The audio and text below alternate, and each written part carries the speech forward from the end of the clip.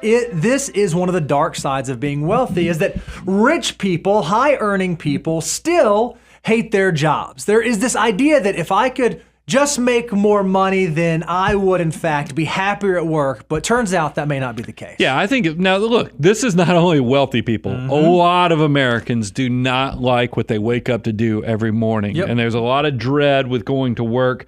And that seems to be across all income levels. But it does still show up. You would think just because they make more money does not necessarily that they are happier to a large degree more than their peers. Yeah, there's actually a study by the Pew Research Center that found that 57% of families with higher income said that they were satisfied with their jobs. You might think, oh, 57, that's better than half. Well, what's really interesting is if you look at the average middle income job satisfaction, it's about 51%. Yeah, so not those a big change. with a higher income aren't that much more excited or that much happier about their job. So making more money must not, and certainly when it comes to your vocation, lead to more happiness. It also makes sense. 68% of people making over $200,000 reported feeling stressed at work, and that is higher than average too. I mean, if you think about it, 2/3, and that there's a lot of stuff that comes with that higher income. Yeah, with the added responsibility, there are a lot of different ways that it gets hard to find work-life balance. You feel like, okay, now because I have this higher income, I have to devote more, commit more, and be more present at work, both when I'm at work as well as when I'm not at work. And because of that, half of Americans right now, this is according to a study done by Ford, half of Americans say they would rather take a 20% pay cut, or they would choose to take a 20% pay cut if they could have a better work-life balance. So they would even choose making less money if they were able to balance their work life better. And I think this, and I see all the surveys that come out by generation, and it does seem like younger individuals have a big focus on this work-life balance. Sure. And I can even share in my own experience, looking at my neighbors, it's not uncommon that I see a lot of the high-income families in my neighborhood, they travel a lot. They're gone all the time. They are working all the time. They're traveling for work all the time. So there are typically some strings with these higher incomes, whether it's working harder, traveling more.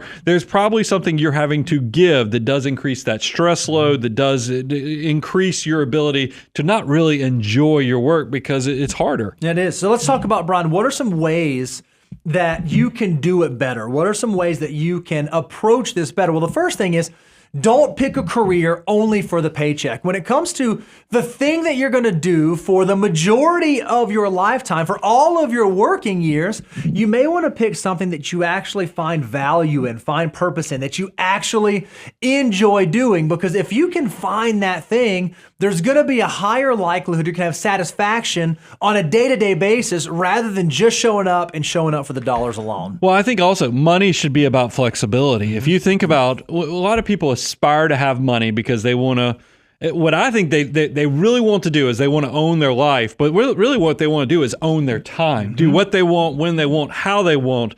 So you can use money to buy flexibility and have even more access and ownership to your time. And what ends up happening is as you end up having career success, you can negotiate your hours or maybe figure out how you go part-time or look at sabbatical.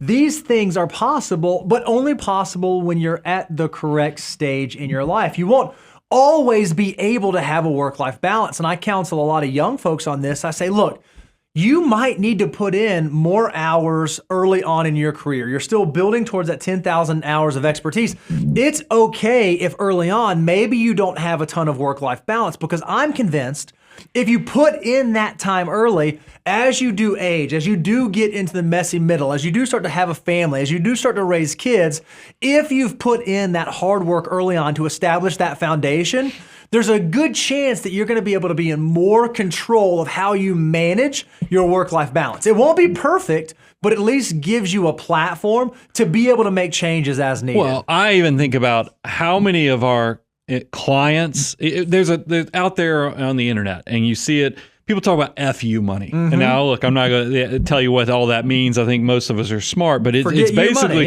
it's having enough money that you do things on your terms. And I have seen jobs where if your employer knows you have the resources and the ability, but you still have tremendous talent to offer, they're probably going to recognize that you're going to do things on your terms, so you'll have more flexibility with where you work, how many days you take off, because you can negotiate those things, still add value to the entity, but it's just you're not in that desperate where you have to, and that puts you in a different power position with your employment.